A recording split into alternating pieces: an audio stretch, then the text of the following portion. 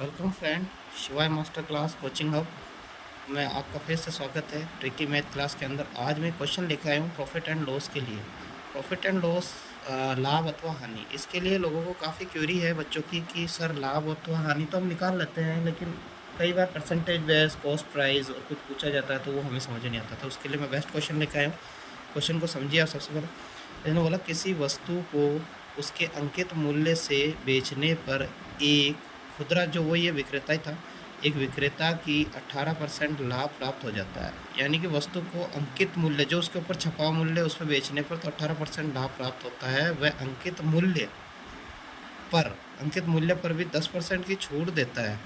तो वस्तु का लाभ और हानि ज्ञात कीजिए। इसके लिए हम सबसे पहले फॉर्मूला यूज़ लेंगे। तो सबसे पहले आप लिखेंगे कॉस्ट प्राइस। क्या लिखेंगे?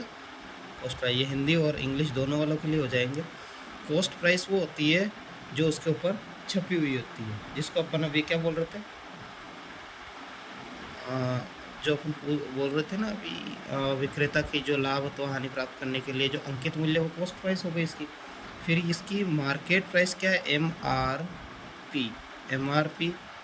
फिर हम निकालेंगे सेलिंग प्राइस। देखो मैंने कितने शॉर्ट ट्रिक्स बनाई हैं आपको। कॉस्ट प्राइस, मार्केट प्राइस और सेलिंग प्राइस तीनों एक साथ लिख लें। सेलिंग प्राइस को एसपी बोलेंगे, मार्केट प्राइस को एमआरपी बोलेंगे। एमआरपी रेट, जो उसके ऊपर रेट लिखी हुई होती है एमआरपी, और कॉस्ट उसकी जो अभी रेट है। तो देखो हमेशा कॉस्ट प्राइस आपको हमेशा 100 मान लेनी है। कितनी मान लेनी है? हमेशा कॉस्ट प्राइस 100 मान लेनी है। उसके बाद एमआरपी जो है, एमआरपी कितनी होगी? एमआरपी हमको दे रखी है, जैसे इसने कहा कि अंकित मूल्य जो था उसके ऊपर उसने 18% का लाभ प्राप्त करा। कितने का प्राप्त करा? 18% का प्राप्त करा। तो ठीक है, एमआरपी निकाल लेंगे हम सबसे पहले।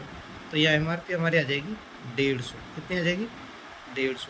सेलिंग प्राइस कितनी हो गई भैया? सेलिंग प्राइस हमारी 130। अब देखो ये अपनी एक अभी ट्रिक बता रहा हूँ मैं आपको, है ना, लाभ अथवा हानि के लिए।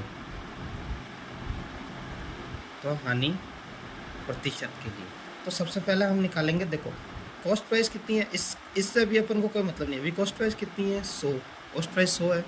सेलिंग प्राइस कितनी हो रही है? 130। तो सेलिंग प्राइस कितनी बढ़ रही है? 100 पर 30 बढ़ रही है। किस पे बढ़ रही है? 100 पर बढ़ रही है। ये क्रय मूल्य होता है हमारा कॉस्ट प्राइस। क्या होता है? क्रय मूल्य। ये विक्रय मूल्य होता है, और ये मार्केट प्राइस, यानी कि जो अभी अपन अंकित मूल्य की बात कर रहे थे वो ये मार्केट प्राइस होता है। गुणा में हम लगा देंगे 100। देखो 100 से 100 कट गया तो कितना बचा? 30% बची है। 30% इसकी क्या हो गई? कॉस्ट प्राइस हो गई। क्या हो गई? कॉस्ट प्राइस हो गई। ये हमने निकाल ली। अब हम क्या निकालेंगे?